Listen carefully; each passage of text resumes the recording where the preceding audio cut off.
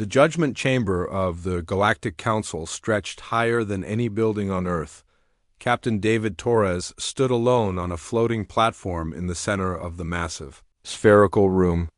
Around him, in every direction, sat representatives from 347 different alien species. Some looked like insects. Others resembled flowing liquid or living crystals. A few were so strange that David's human brain struggled to understand what he was seeing. The platform rotated slowly, giving every council member a clear view of the human standing accused before them. David kept his hands at his sides and his face calm, even though his heart was pounding. This was the most powerful governing body in the known galaxy, and they were not happy with him. High above, the High Arbiter spoke.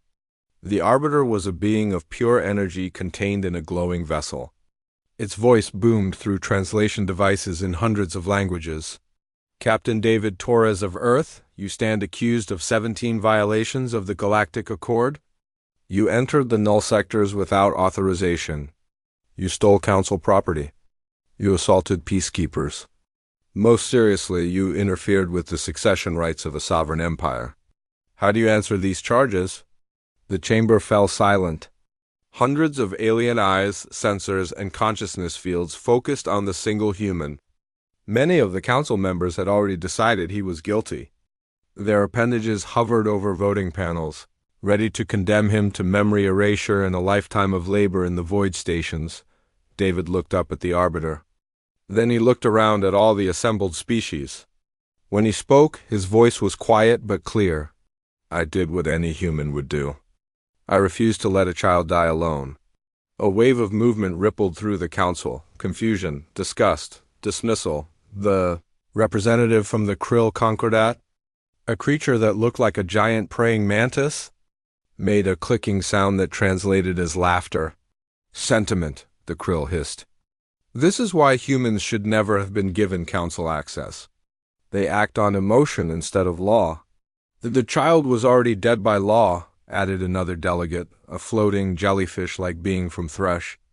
The quarantine was absolute. She crossed into the null sectors. Retrieval was impossible and forbidden. David's expression did not change. She was not dead. She was dying. There is a difference. Not by any definition that matters, the High Arbiter said. The null sectors exist outside all jurisdiction. They are the spaces between empires where law cannot reach. What enters the null sectors is considered lost. This has been established protocol for 8,000 years. 8,000 years, David repeated. Humanity has been in space for less than 200. Maybe that is why we see things differently. The Arbiter's light shifted to a deeper red, the color of irritation. Captain Torres, your species' youth is not a defense. When Earth joined the galactic community, you agreed to follow council law. The null sectors are forbidden for good reason. They contain remnants of the predecessor war, weapons that could unmake reality itself, still active after millions of years. Entire fleets have vanished trying to navigate them. The quarantine exists to protect all life. Then how did a 9-year-old girl end up there? David asked, his voice sharp now. How did Princess Kira of the Velen Empire, the only heir to Queen Mora's throne, end up trapped in a place where law does not reach? The chamber erupted in noise. Representatives clicked, hissed, hummed, and vocalized in a storm of alarm. The High Arbiter's light flared bright enough to hurt human eyes. Silence! The noise stopped immediately. Captain Torres, the Arbiter said slowly, you will not make accusations in this chamber without evidence. David reached into his uniform pocket slowly, so the security systems would not kill him. He pulled out a small data chip and held it up. This contains the complete flight logs from the princess's escape pod. I recovered it from the null sectors. It shows that her pod was not damaged in an accident. It was sabotaged. Someone wanted that little girl dead, and they wanted it to look like she got lost in space where no one could prove otherwise. The Arbiter's light dimmed to a thoughtful blue. And you retrieved this how? I went in and got her. The chamber fell silent again. This time, the silence was different. Not dismissive, but shocked. That is impossible, the Thresh delegate said finally. No ship can navigate the null sectors. The spatial anomalies alone would tear any vessel apart. A ship cannot, David interrupted, which is why I did not use one. For the first time, the High Arbiter sounded uncertain. Captain Torres, you are claiming you entered the null sectors without a ship? David nodded once. In a pressure suit with a personal thruster pack and 48 hours of oxygen. I had the princess's last known coordinates. I just needed to reach her before her air ran out. The Krill delegate's mandibles opened and closed several times without sound. Finally, it spoke. That is beyond reckless. It is suicide. It would have been, David agreed. If I had failed, the High Arbiter's light cycled through several colors. Confusion, disbelief, and something that might have been respect. Captain Torres, before we proceed with judgment, this council requires one answer. Why? Princess Kira was not your species? Not your citizen. You had no obligation to her. By attempting rescue, you risked not only your own life but potential diplomatic catastrophe. Your government had officially agreed with the Council's decision to abandon the search. Why did you defy both your own leaders and ours? David was quiet for a moment. When he spoke, his voice was soft but clear. 3 months ago, I was assigned to escort Queen Mora's delegation to the Peace Summit on Refuge Station. During the trip, the princess asked if she could visit the observation deck of our ship. She was curious about human vessels. She said she had heard we built them differently because we think about space differently. I took her there myself. He paused, looking down at his hands. She stood at the window for 2 hours, just staring at the stars. Finally, she asked me a question. She said, Captain David, are humans afraid of the dark between the stars? I told her that humans used to be afraid of everything. The ocean, the sky, the dark. But we learned that fear is a choice. We can choose to let the dark stop us, or we can choose to bring light with us. David looked back up at the council. She smiled at me and said, I want to be brave like humans. 2 weeks later, someone tried to kill her by throwing her into the dark. Hoping everyone would be too afraid to follow? He straightened his shoulders. I made a promise to a little girl that humans do not let fear stop them. I was not about to break that promise just because it was inconvenient or dangerous or illegal. So yes, I violated your laws. And I would do it again. The chamber was absolutely silent. The High Arbiter's light shifted to a color that had no translation. Something between gold and white? Captain Torres, you have made a serious admission of guilt. However, your claims about sabotage, if proven, would change the nature of these proceedings entirely. This council will adjourn to examine your evidence. But first, is Princess Kira still alive? David allowed himself a small smile. She is in the medical bay on Earth's embassy ship, eating ice cream and asking when she can visit Earth. Her mother is with her. 3 months earlier, Queen Mora of the Velen Empire was dying, and everyone in the galaxy knew it. Not dying tomorrow or next week, but dying nonetheless. Her species had a unique biology. When a Velen royal reached their 80th year, their body began a slow decline that no medicine could stop. It was natural, expected, and traditionally it meant the heir would begin their transition to power. The problem was that Queen Mora's daughter, Princess Kira, was only 9 years old. Ambassador Patricia Lang sat in her office on Earth's orbital station, reviewing the briefing materials with a frown. This is unprecedented, she said to David, who had just been assigned as security chief for the diplomatic mission. The Velen Empire spans 42 star systems. It is one of the galaxy's major powers, and it is about to be led by a child. David leaned against the wall, arms crossed. Do they not have regents or advisors? They do, the Council of Voices. 12 senior advisors who would guide the princess until she reaches maturity at age 25. Patricia's expression was troubled. But that is 16 years of a child on the throne. The Velen Empire has enemies, Captain. Many of them would prefer to see the empire weakened or broken apart. Hence the Peace Summit on Refuge Station. Exactly. Queen Mora is trying to secure alliances and treaties that will protect her daughter's reign. She is asking Earth to be one of Kira's official protector nations. David raised an eyebrow. That is a big ask. We have been in the Galactic Council for less than 5 years. Which is precisely why she is asking us. Patricia smiled grimly. The older powers have centuries of grudges in politics. Earth is new, relatively neutral, and according to her message, humans have a reputation for unexpected loyalty. Based on what? The refuge incident, probably. When human medics refused to evacuate during the containment breach and stayed to treat alien wounded. It made an impression. David remembered. 3 Earth physicians had died in that incident, choosing to stay with their patients rather than save themselves when the quarantine failed. The galaxy had been shocked. So we escort the Queen and Princess to Refuge Station, and we are supposed to convince her that Earth will protect a 9-year-old we have never met. Not exactly. Patricia pulled up a holographic image. A young Velen girl with shimmering skin, large golden eyes, and cascading crystalline hair appeared. You are supposed to keep them safe during the journey. The Queen specifically requested human security for the trip. She said she has studied our species and believes we have particular qualities that might prove useful. David studied the image of Princess Kira. She looked fragile. Delicate, like she might break if someone spoke too loudly. He thought about what it must be like to be 9 years old and know that in a few years, 42 star systems would depend on your decisions. When do we leave? Tomorrow morning. The meeting happened on the 3rd day of the journey. David was conducting his routine patrol of the ship's observation deck when he found Princess Kira standing alone at the main window. Her crystalline hair glowed softly in the starlight. Your Highness, he said gently. Does your mother know you are here? The little girl turned. Up close, David could see that her golden eyes carried knowledge and weight that no child should bear.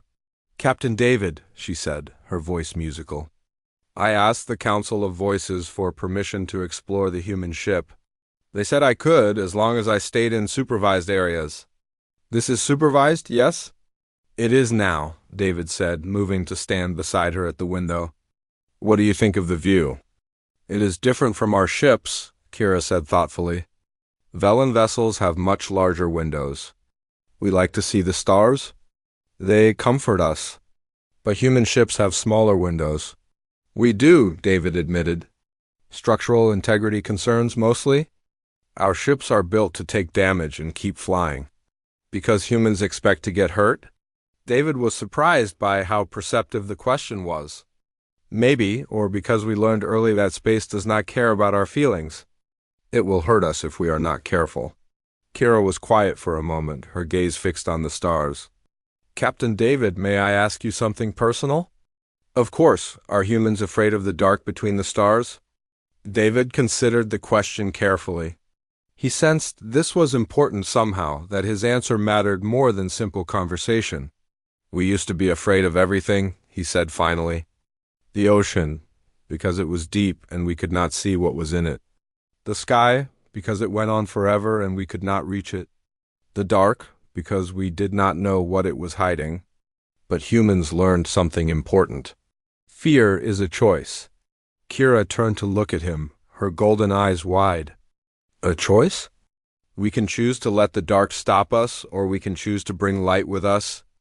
We cannot always stop being afraid. Fear is natural. It keeps us safe. But we can choose to act anyway. That is what bravery is. Not the absence of fear, but the decision to move forward despite it. The princess smiled, a genuine bright smile that made her whole face glow. I want to be brave like humans. You already are? David said. You are 9 years old and you are going to rule an empire. That takes more courage than most people ever need to find.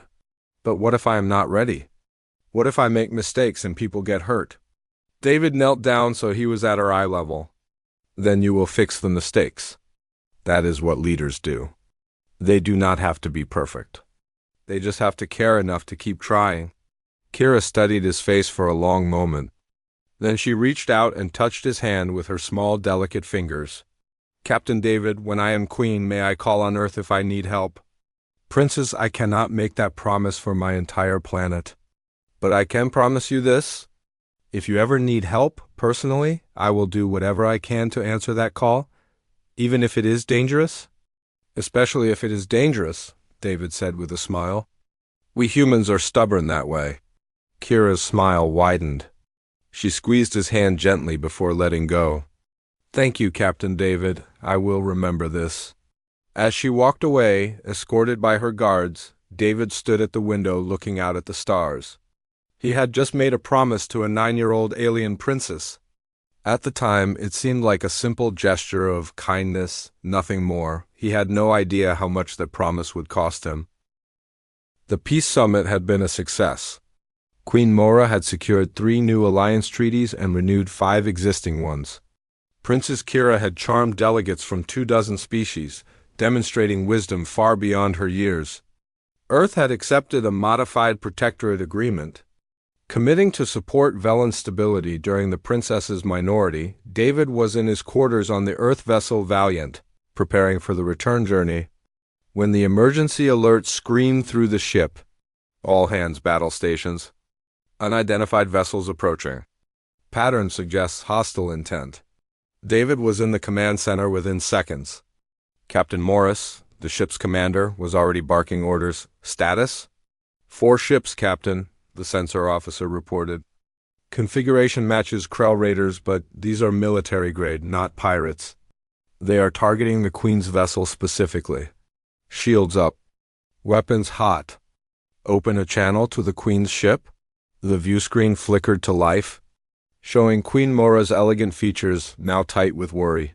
Captain Morris, I am evacuating my daughter to an escape pod as a precaution. The Council of Voices will remain with me to coordinate defense. Your Majesty, enemy vessels are launching fighters. The tactical officer shouted. David watched the tactical display with growing dread. The enemy formation was too precise, too professional. These were not raiders looking for easy prey. This was an assassination attempt. Defending against missile barrage, Morris ordered. Return fire. The Valiant shuddered as weapons fire impacted their shields. The ship's defense systems lit up space with counterfire, but there were too many missiles coming too fast. One got through, Tactical reported. Impact on the Queen's ship, Section 7. Their shields are, oh God. On the view screen, they watched as Queen Mora's ship buckled, atmosphere venting from a massive hull breach. The elegant Velen vessel, designed for beauty rather than war, was breaking apart. Detecting escape pod launch, sensors called out. Single pod from the Queen's ship. Transponder identifies it as Princess Kira's pod. Relief flooded through David until he saw the trajectory on the display. Captain, that pod's vector is wrong, he said urgently. It is not heading for the rally point. It is heading toward the null sectors, sensors finished, voice hollow. The pod's navigation system must have been damaged in the attack. Can we intercept? Morris demanded. Negative. The enemy fighters are between us and the pod. And Captain, the pod just crossed the boundary marker. It is in the null sectors now. The command center fell silent. Everyone knew what that meant. The null sectors were vast regions of space corrupted by weapons from the ancient predecessor war. Space itself was unstable there, filled with spatial anomalies, radiation storms, and the dormant remains of reality-warping weapons. The Galactic Council had declared them absolute no-fly zones 8,000 years ago. Anyone who entered was considered lost. Hail the enemy vessels, Morris said quietly. Demand they cease fire. But the enemy ships were already breaking off, their mission complete. They had forced the princes into the null sectors. As far as galactic law was concerned, she was already dead. Queen Mora's ship is stabilizing, Tactical reported. They have sealed the breach. Casualties unknown, but the ship is intact. David was already moving toward the door. Captain, request permission to ... Denied, Torres. Whatever you are thinking, the answer is no. Sir, we cannot just ... Captain Torres. Morris's voice was sharp. That little girl just crossed into the null sectors. By council law, she is gone. Any rescue attempt would violate every treaty Earth has signed. We would be starting a diplomatic incident that could cost us our council seat. She is 9 years old, David said through clenched teeth. And she is in a place we cannot reach. I'm sorry, Captain, truly, but there is nothing we can do. David stood in the observation deck 3 hours later, staring at the space where Princess Kira's escape pod had disappeared.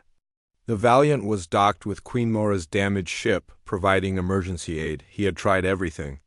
He contacted Earth Command, requesting authorization for a rescue mission. Denied. Earth could not risk its new council membership. He asked the Galactic Council for an emergency exemption. Denied. The law was absolute. No exceptions for any reason. He even contacted other delegates from the Peace Summit, asking if any would support a rescue attempt. Most refused. A few were sympathetic but explained that the political cost was too high. Princess Kira had been in that pod for 3 hours and 12 minutes. Her oxygen would last 48 hours at most. After that, she would suffocate alone in the dark.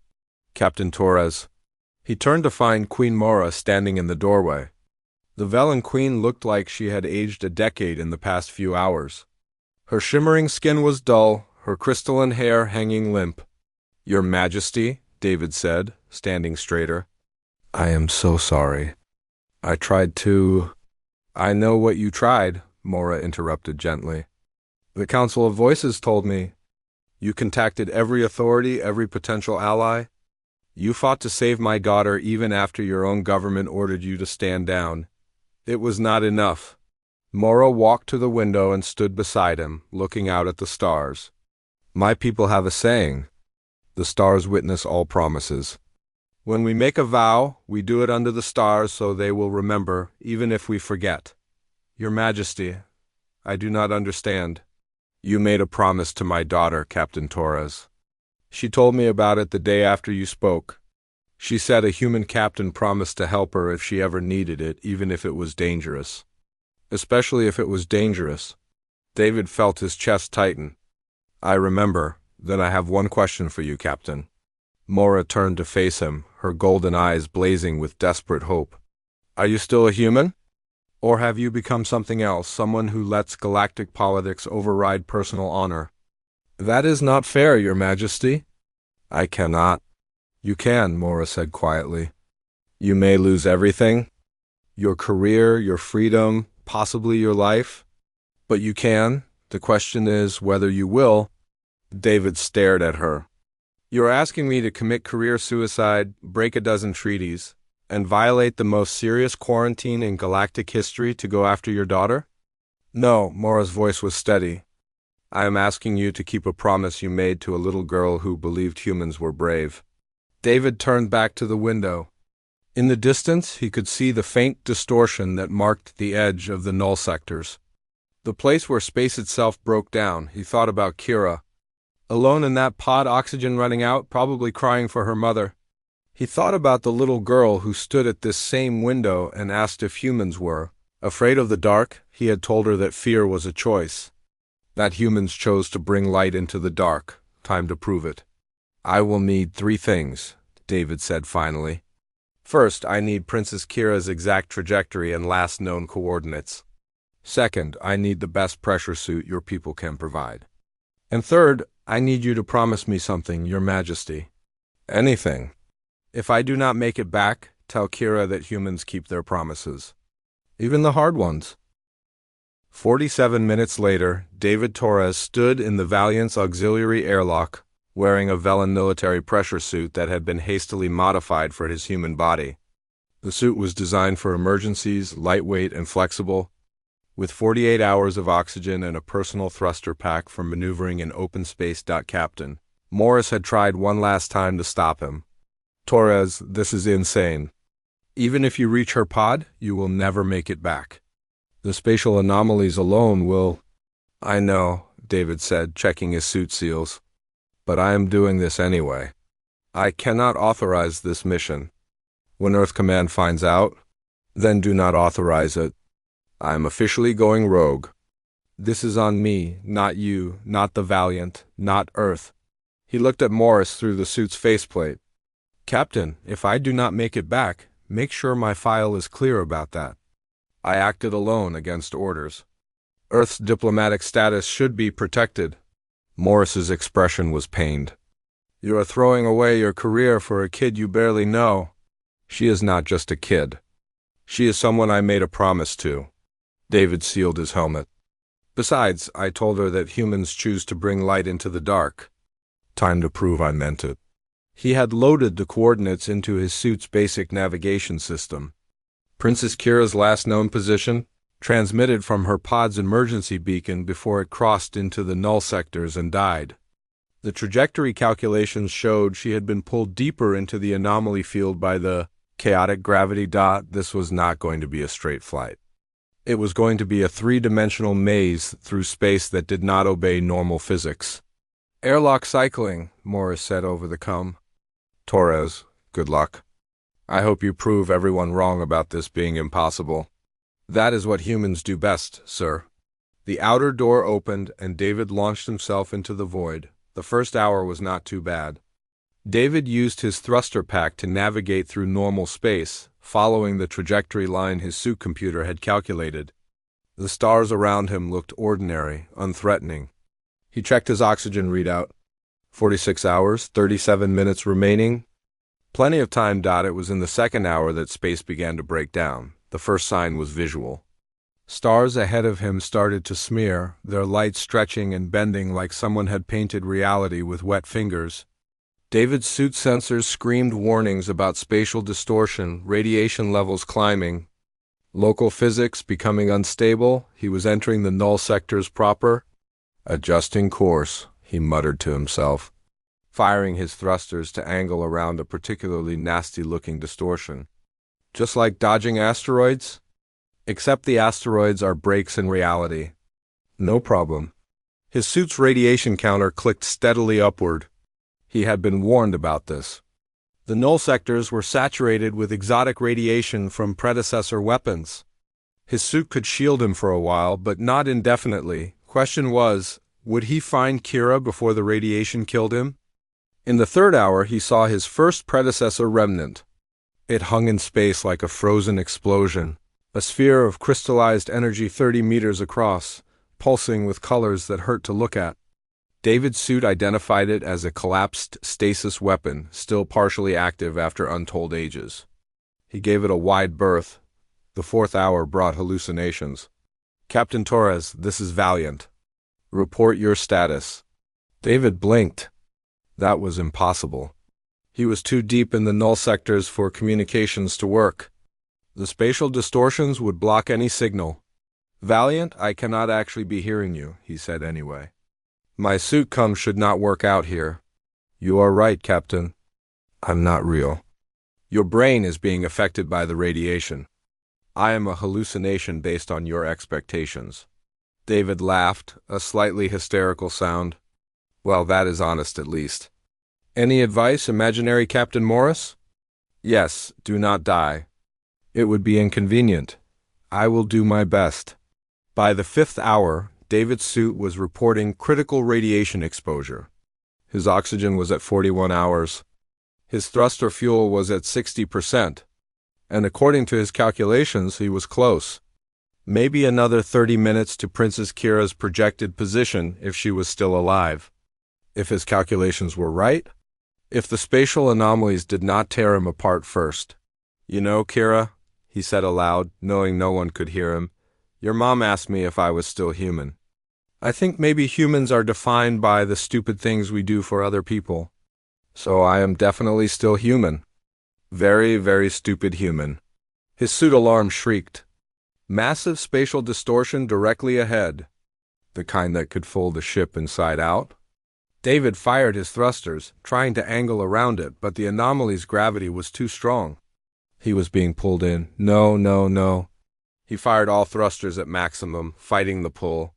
His fuel gauge dropped rapidly. 50%, 40, 30, with a final desperate burn. He broke free of the gravity well and tumbled through space, spinning wildly when he finally stabilized himself. His thruster fuel read 8%. Okay, he said, forcing his breathing to steady. That is fine. I do not need fuel to get back. Just need to find her. one problem at a time. He checked his navigation. The anomaly had pulled him off course, but only by about 300 meters. He was close. So close, David adjusted his trajectory with tiny thruster bursts, conserving every bit of remaining fuel. Ahead of him, through the distorted starlight, he saw something that made his heart leap, a Velen emergency pod, tumbling slowly through space, its hull scored by radiation but intact. "Kira!" he called, knowing it was useless but unable to help himself. "I am here. I am coming." He used his last thruster fuel to intercept the pod, catching its hull with his gloved hands. The impact jarred his whole body, but he held on. Working quickly, he made his way to the pod's emergency access panel. "Please let her be alive. Please." He activated the panel. It took 3 tries, his hands shaking. But finally the external display flickered to life. Life signs, 1 occupant, vital signs weak but present. Oxygen remaining, 4 hours, 17 minutes. David's relief was so intense it was almost painful. She was alive. "Okay, Kira, now comes the hard part. I need to get you out of there." The emergency pod was not designed to be opened in space, but Velen engineering was elegant. David found the manual override, connected his suit's power to the pod's external port, and initiated the emergency transfer protocol. The pod's outer hatch slid open. Inside, Princess Kira hung suspended in the safety harness, her eyes closed, her crystalline hair dim. She looked so small, so fragile. David carefully disconnected her from the pod's life support and transferred her to his suit's external rescue sling, a feature he had insisted be added before the mission. The sling sealed around her, providing basic life support from his suit's reserves. His oxygen readout dropped immediately. 34 hours remaining for 2 people. "Got you," he whispered. "I have got you, Kira. You are safe now." But even as he said it, he knew the truth. He had found her. He had saved her from dying alone in the dark. But now he had to figure out how to get them both back with no thruster fuel, through a field of spatial anomalies. With radiation poisoning that was making his vision blur, David looked back the way he had come. The Valiant was out there somewhere, beyond the distorted stars. He began to move, pulling them both through space using the only method left.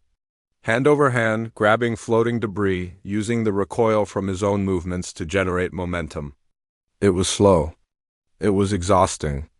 And it was the only way forward. "You know what humans are really good at, Kira?" he said, talking partly to keep himself conscious. "We are good at being too stubborn to know when we are beaten." David did not remember most of the return journey. Later, medical officers would tell him he had experienced advanced radiation sickness, combined with oxygen deprivation and hypothermia. His suit had kept him technically alive, but barely. He had operated on pure instinct and stubbornness. What he did remember were fragments. The moment he saw the Valiant's lights through the distorted stars and realized he had actually navigated back to normal space. Captain Morris's voice over the com, sharp with disbelief. "Torres? Torres, is that you?" "Medical team to airlock 3. Now," the feeling of hands pulling him and Kira out of space into the bright lights of the ship. Queen Morris' face, tear-streaked and beautiful as she held her daughter. And Kira's golden eyes opening, focusing on him, her voice barely a whisper. Captain David kept his promise, mother. Then darkness. He woke up 3 days later in Earth's embassy ship medical bay. Feeling like he had been crushed, Dr. Rachel Kim was standing over him. "Checking readings on a medical display?"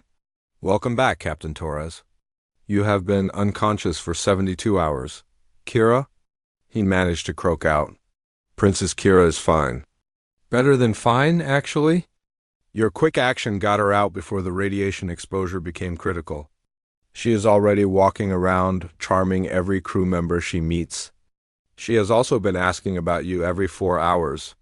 Relief flooded through David and the situation. Rachel's expression became serious. "You mean the massive diplomatic incident you caused by violating the null sector's quarantine?" "That situation?" "Yeah, that one. You are being charged with 17 violations of the Galactic Accord.